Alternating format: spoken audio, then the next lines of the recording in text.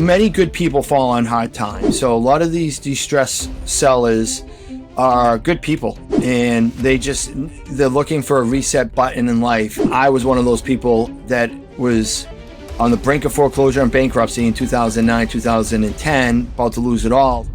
Sometimes the house is the only asset we have, or it could be something that's really holding us back from getting to that next step. Like it was for me, distress comes in various ways: emotional distress, financial distress, physical distress. And as I stand here today, we're getting very close to closing on our 500th off-market acquisition. This podcast is for informational purposes only and does not constitute financial, legal, or investment advice. Please consult a professional advisor before making any decision based on what you hear on the show.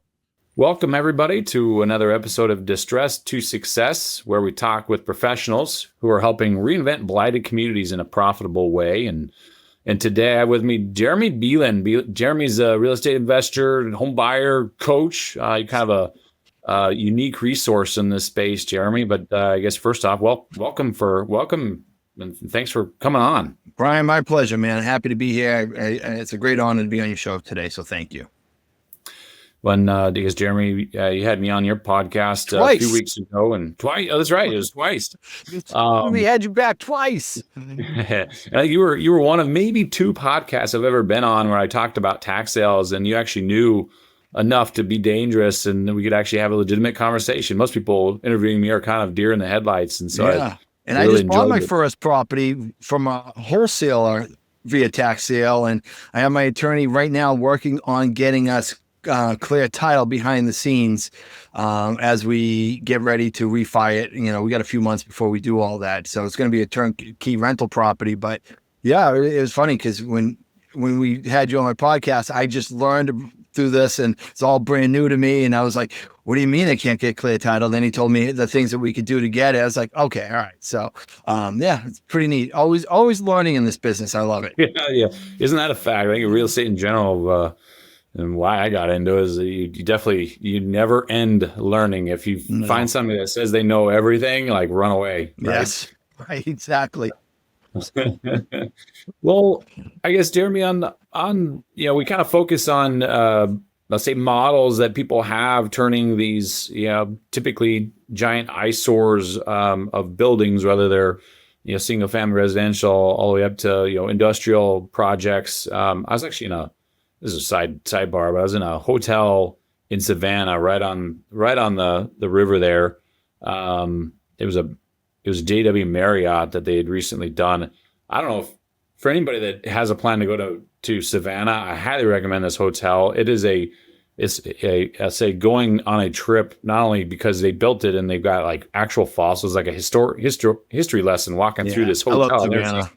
And never been and seen anything like it, but they definitely had to have used historical tax credits to make something like that legitimate, because this building was an old power plant, and I can't imagine the true expense of trying to convert something that into a hotel. But man, did they do a fantastic job. But anyway, trying to highlight some of the things. I know you've certainly done it all, well, maybe not all, but done a lot as far as dealing with this type of asset. So I guess give us a little flavor on the type of properties that you've gotten into and some of the kind of unique strategies you've been implementing and making them profitable. Yeah, sure. Well, I definitely don't take old manufactured buildings and turn them into hotels. That's definitely not my niche. But yeah, I know what you're talking about. I'm actually up on Tampa in the Riverwalk. There's an old power plant that they turned into like restaurants and stuff inside, like an indoor, like, I don't know, marketplace, which is pretty cool. Armature Works, I believe it's called. And it's really wild because you can still see like a lot of the old things from like the 1800s on the walls and stuff. And just a really cool way to just recycle some old space. And, I love what you're doing here with this podcast, is Distress to Success. Myself, Jeremy Beland, I'm an investor out of New Hampshire. I've been working out in New Hampshire, Massachusetts, since I started my journey at 40 years old back in late 2016 into 2017. as we record this today, I'm just wrapping up my 9th year, getting ready to go into my 10th year.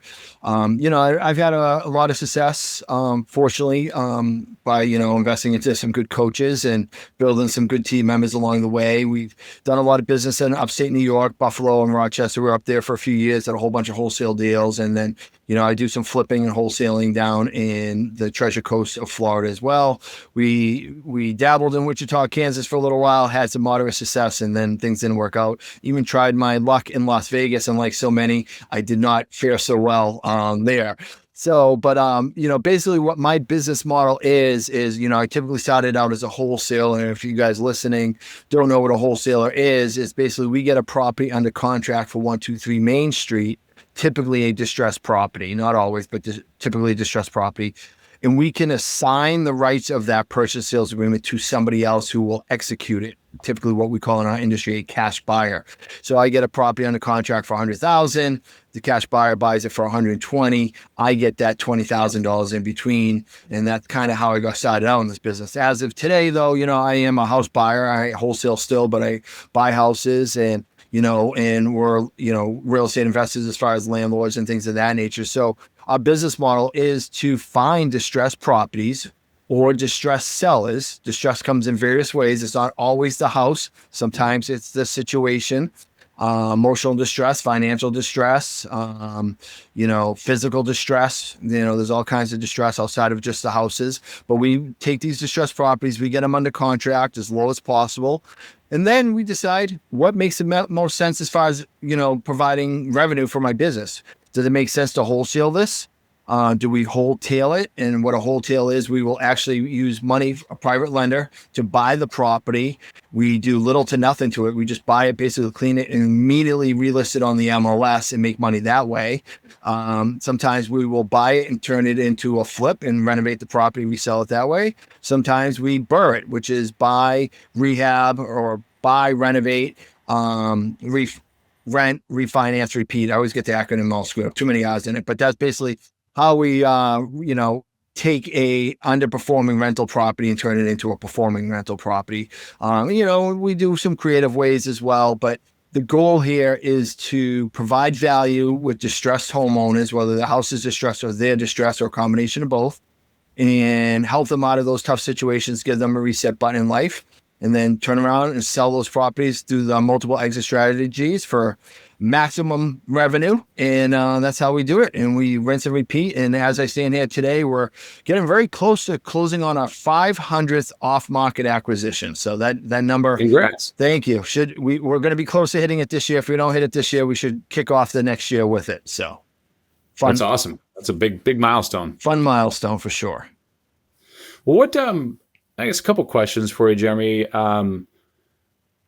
You mentioned, helping the current, occupants of the property, which is something that we certainly, I'll say deal with or work with, in the tax sale space. What are some of the, strategies of helping those folks get their feet back under them in a new scenario? What are some of the strategies that you have there? Yeah, Brian, it's a great question. And I'd like to preface it by saying that, many good people fall on hard times. So a lot of these distressed sellers are good people, and they're looking for a reset button in life. I was one of those people that was on the brink of foreclosure and bankruptcy in 2009, 2010, about to lose it all thanks to the Great Recession, because we're all one or two life choices or one or two life events like the Great Recession, putting us in a position where we're basically on the brink of just losing everything.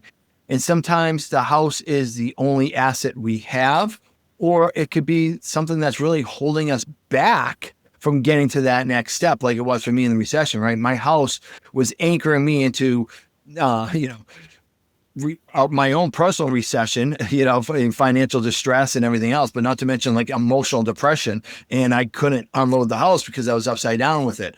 But a lot of times, these people they're just in tough situations, and it can come in different ways, right? Sometimes people are in pre-foreclosure like I was back in the day. Sometimes they own the house free and clear, but, then haven't been making tax payments on it, and now they're behind 1 and 2, 3 years in taxes, and the city or towns be willing to take the property away. Maybe they're just a seller or a homeowner that has had a lot of deferred maintenance, and it's just accumulated so much over the years.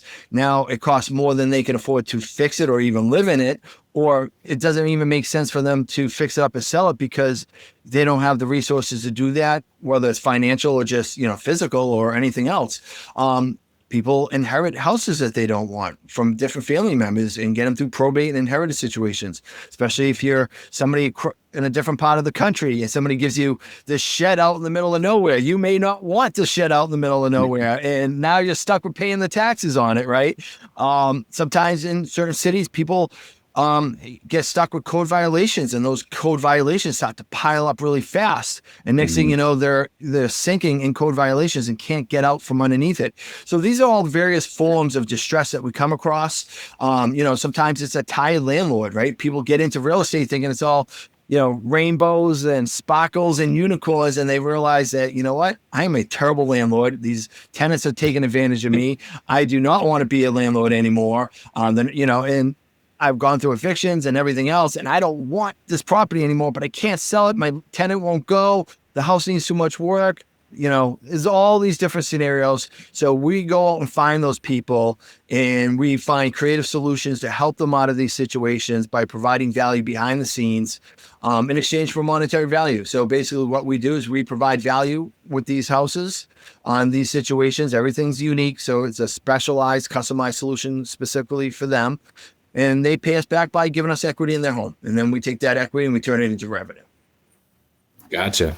And that's, maybe this is one of the strategies that you use, but I guess we come across that. And in the tax sale world, rarely are these properties that anybody would find on MLS, right? Well, you might, right? But not traditional, to sell to a homeowner that's going to move in. And so I think some of the scenarios that you mentioned definitely ring home of, there's the maintenance is beyond something that the current homeowner is able to do, right? And so, you get a realtor in there, and the realtor says, yeah, I could sell this, but you got to do X, Y, and Z, and that adds up to 20 grand that particular person just doesn't have. And not everybody thinks beyond that, right? They just look at it, I'm trapped, right? Yep, 100%. And so it's a, hey, we're willing to buy the property, right? I don't know if you do this, but we do a lot of cash for keys where, if there is an occupant, whether it was a previous owner, which is rare, right? Actually, it's much more likely that it's actually a previous tenant. It's, hey, here's some cash, right, to go find another place. And we're going to, because if, usually the property's in distress, right, needing some maintenance, you can't do that maintenance with somebody living there. And so, hey, here's some, cash to go find somewhere else new. Quite frankly, most people love the fact that we're willing to give them something, right? And let alone, $3,000, $4,000, $5,000 gets them in a new place. They have some extra cash, right? And everyone's happy at the end of the day. That's kind of one scenario.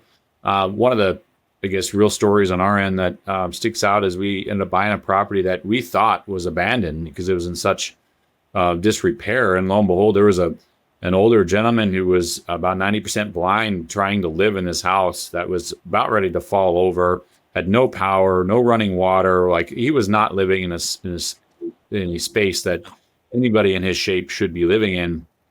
It was really sad because the family was nowhere to be seen until we worked out. We were paying to have him position into a nursing home. Yeah. And we were willing to pay the next 6 months, right, to get him in better living condition. He did get us in contact with his family members, right, to say, hey, we're helping to this point, but we can't be that long-term permanent solution. And wasn't really until then that they started talking about, well, how did you guys end up owning the property, right? And it's like, well, where have you been for the last? This didn't happen overnight. Right. This is why am I getting paid for this house? Where have you been for that? Yeah, that's exactly. It's like they wanted their piece of that. It's just sad the type of scenarios that people end up in, and that doesn't help the community at all, right? And that's kind of what we're talking about here is what are the things that help community. So anyway, I don't necessarily want to hit on that too much, but there's definitely a lot of strategies that can be employed that actually I think most people, maybe not anybody listening, but a lot of people think of foreclosure properties as doing harm, right? The buyers of those. And that, I think in your experience and mine as well, is, yeah, there's some bad actors out there, but very, very few. Like, quite honestly, the vast majority of those scenarios, the buyer is actually doing good with the community as a whole. And that's where we want to focus. Yeah, can I interject real quick there, Brian? I think there's a misconception out there that a lot of people just think, a real estate agent is the best option and the only option. And I will say, probably 95% of the time, working with a licensed professional real estate agent is in everybody's best interest, whether you're trying to buy a home or sell a home. But there come these houses that don't fit into that traditional box and, that 5%, as if you will. But there's so many of those situations. Obviously, you're talking about that older gentleman living in a house in disrepair. An agent's not going to take on that property and help that guy out and clean and list it. There's also hoarding houses, right? And hoarder houses are way more prevalent than people think. There's so many of them. And when you need to get a house clean and clear out for a showing, and a hoarder physically and emotionally, mentally can't do that, that isn't going to happen. And what about if a landlord wants to sell his house and he's got bad tenants in there and the tenants aren't cooperating with showings and everything else, but he needs to sell the house because he's financially strapped, right? This is another situation where, I'm just giving you a few examples where agents aren't the right, solution for them, but cash buyers or investors like ourselves are. And a lot of people, as you touched on earlier, just don't really know what they don't know. They just think, oh, if an agent can't do it, I'm stuck here. And that's why, as real estate investors and cash buyers and everything else, it's really in our best interest to be out there marketing our services and company like any other company. We need to be marketing and educating those people. Hey, you don't have to be stuck. I can help you out. I may not be the best fit for you, the right fit, but I am an option. And if this option feels right to you, we can move forward. If not, no worries. There's other options out there for you. So, a lot of people just don't realize we do provide a lot of value, and so do real estate agents. There's a lot of nice houses where it doesn't make sense for them to sell to me. They still sometimes do because they're saying, hey, I'm relocating for a new job in a month and I don't really want to put it on the market, and I'd rather just sell it for speed and convenience, right? There's no distress. The house is turnkey. And people do that too. But, majority of those times are real estate agents the way to go. But there's a lot of houses out there where the investor is the solution for these people. And it's really just getting us connected with those people and educating people along the way. That's a really good point. And Jeremy, have you ever come across the scenario where, just talking to the seller, all of a sudden they're like, oh, there is an option. And so they feel empowered to go, maybe your solution or our solution isn't the best fit. And before they were feeling trapped, now they feel like, oh, well, you gave me an option. I feel empowered to go find another solution, where previously I felt trapped. Have you ever come across that scenario? Yeah, the way we do it in our business model and the way I teach others and through our coaching program is really to just be a friend and a consultant, right? So when we go in to meet with the distressed seller, we're setting the precedent that, hey, we're probably not going to do business together today because we're probably not the right fit.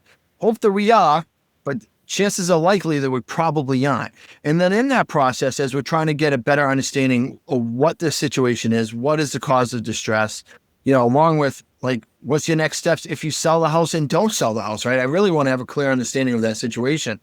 But also, just saying, well, why don't you list it with a real estate agent, right? I'm asking them straight up, why don't you list it with a real estate agent? They'll tell me why they don't want to, or why they can't, or why they, whatever. And, why don't you fix up the house? Why don't you keep it as a rental? I discuss all these options with them, and I discuss all the options because I'm one of a handful. But all the other options, they're basically telling me, I don't want to do that, or I can't do that for various reasons. And now it's just a matter, is our option the best option for them? Sometimes, we'll sit there and we'll be like, listen, I appreciate you wanting to try to make this work, but we are not the right fit for you. What you're trying to achieve, you are best suited to work with a real estate agent. I know you don't want to, but you should, because what you're trying to achieve, a real estate agent can provide for you. I just can't provide you with that as far, which is typically, maybe more money than I'm willing to give, right? And then it's up to them to decide whether or not they want to move forward with that. But if they don't want to and they're willing to, sell the house as is and look for speed and convenience. And another thing is, like, a lot of times they just don't know what they don't know. They don't know if it's a hoarding house that they can leave all this stuff behind, right? So for them, it's overwhelming to think that I got to pack up all the stuff. I don't even know where to begin. It just, it just shuts them down. Or, the fact that, there's mold and water damage and you don't have to worry about any of that. Or, hey, we could take it with the tenants in place and do the cash for keys. Like you said, you don't have to worry about that. Or, hey, what if we close on your house, let you stay in for 30, 60 days after we close, rent free? We'll give you a majority of that money so you can then go buy your next place. We'll keep some money in escrow. We call this a lease carryback. And then once you vacate the property in 30, 60 days, we'll release the rest of those funds out of escrow. And this will help you transition from where you are now to your next situation, right? So there's all these scenarios that we can provide help for them. But at the end of the day, we're asking them, why don't you go with these other options? And if they're telling us they don't want to for various reasons, then sometimes that only option left is the person they're staring at, and that's us. Yeah. Yeah. Well, and like asking that question might spark their thought process, right? And so you're inadvertently providing a positive service in those scenarios where maybe that's not the goal going into the conversation, but ultimately, helps the person, helps the community, and that's the goal, right? Right. As much as we want to buy every house, Brian, it's just not, it's not realistic, and we're not the right fit for everybody. And at the end of the day, if the seller is misled to do business with us and they don't really feel in their gut that we are the right solution for them, then they're probably going to back out of the deal anyway, because they're going to get seller's remorse or seller's regret and cancel the contract. So it's really important that they feel 100% certain and confident moving with us is in their best interest. And if they don't, then I really don't want to do business with them anyway, because it's not going to be in everybody's best interest. We're going to just waste a lot of time. It doesn't benefit anybody. Yeah. Well, with the time that we have left, Jeremy, I'd love if you're willing to share a little more insight, a little bit of the secret sauce, if you will, on a recent deal or maybe two of kind of walk us through like how you purchased the property. You don't have to give away exactly where it was or the address or anything. What you how you negotiated, what you bought it at, what you ended up doing with it, and then what the end result was. Yeah, so let me think. There's a whole bunch of different scenarios. There's always like the same 12 or 15 scenarios that just kind of repeat themselves. I think of this one. It happened about a year ago, and it was brought to us by an agent that we met with, because we do let agents know that sometimes when they come across those properties that don't fit that box, we can be an option for them. And they brought us in, and basically the scenario was that the mom had passed away and left two properties in a trust. One was a single family home, which they didn't have any interest in talking to us about, but they also had a 2-family home in the city that they had family members living in. There was 4 children, and one of the 4 children that the other 3 children didn't get along with was living in this house. And living there for 15 years rent-free, and this house had a lot of deferred maintenance. So, they tried to get some showings going with the agent, like some pocket listings, some small groups. And the person living there was very hurt that there was a lot of family discord. And a lot of families have a lot of discord. So when you're dealing with probate, inheritance, and stuff like that, this is very common, right? And there was just a lot of internal fighting. And she was really hurt that her family was selling the house and basically telling her she had to go. But the trust said that they had to sell the house. They had no choice.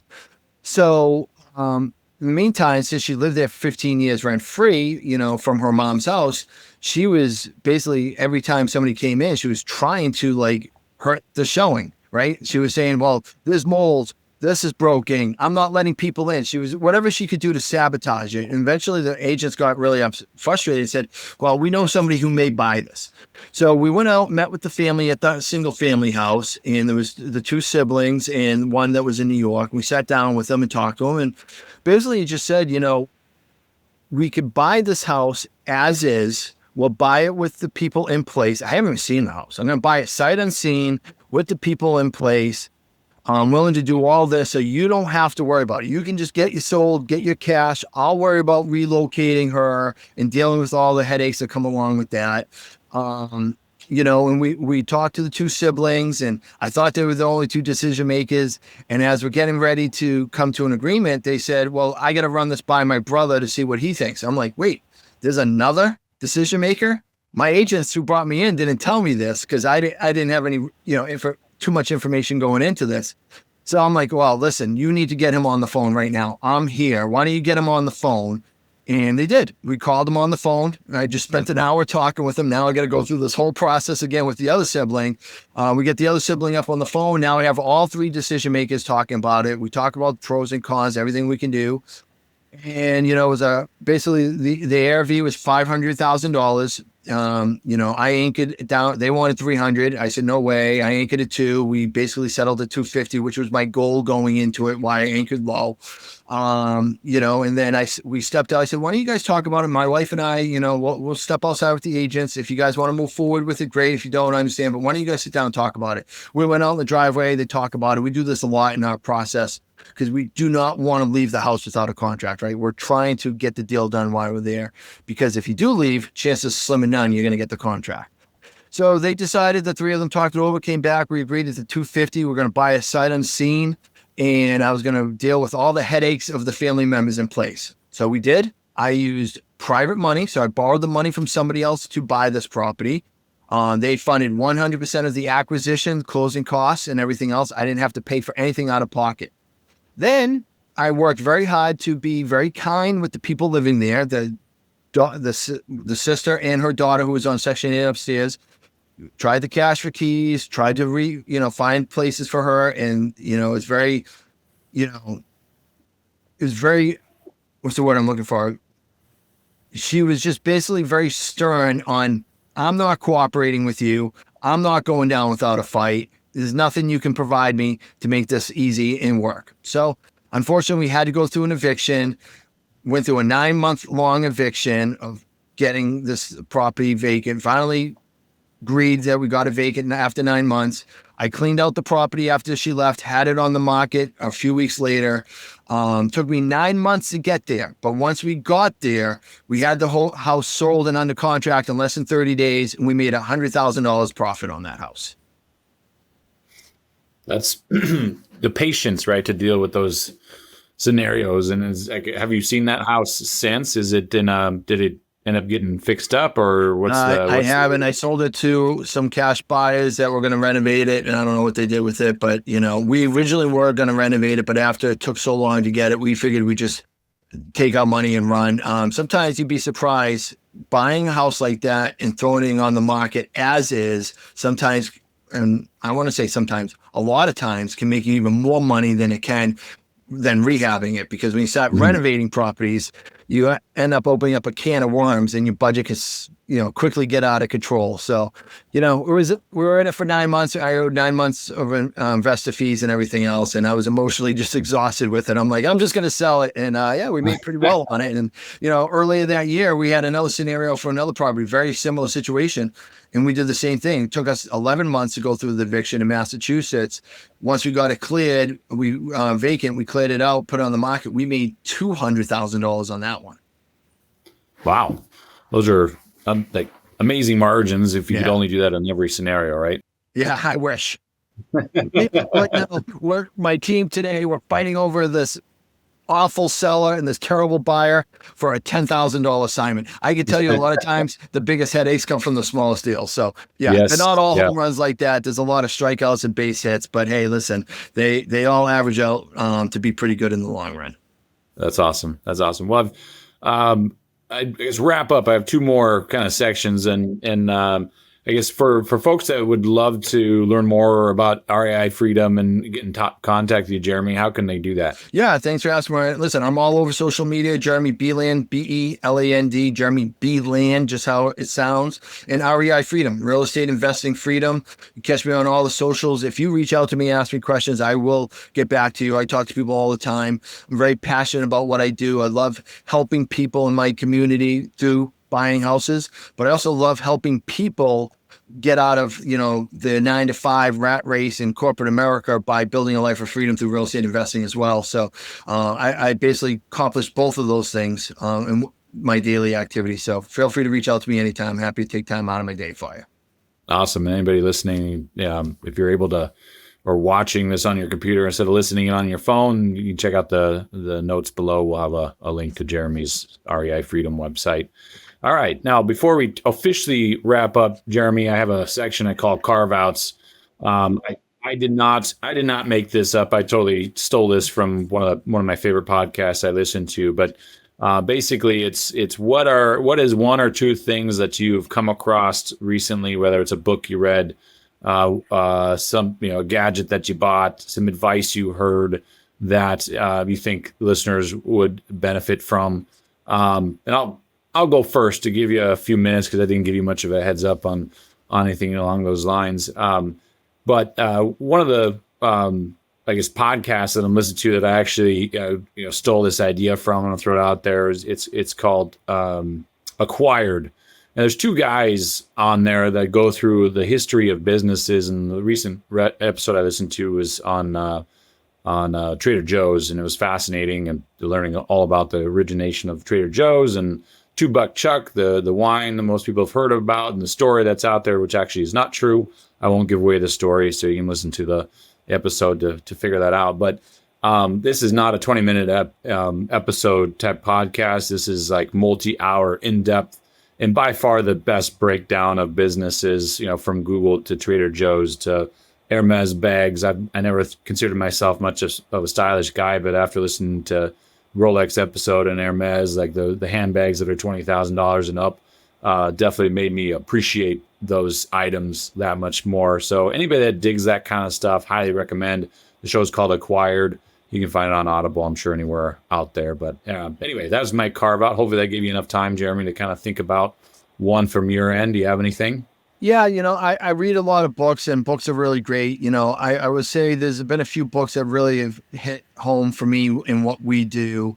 One of them is, see if I'm actually using them to hold on my computer because of that great. But yeah, one of them is Equity Happens by Robert Helms and Russell Gray. They run the radio show, the real estate radio show. These guys have been around a long time. It's just the power of equity in America. When you buy a property and hold on to it, that's really where the real wealth is held on to. We buy a lot of houses for cash flow, but cash flow is much harder to achieve than you think.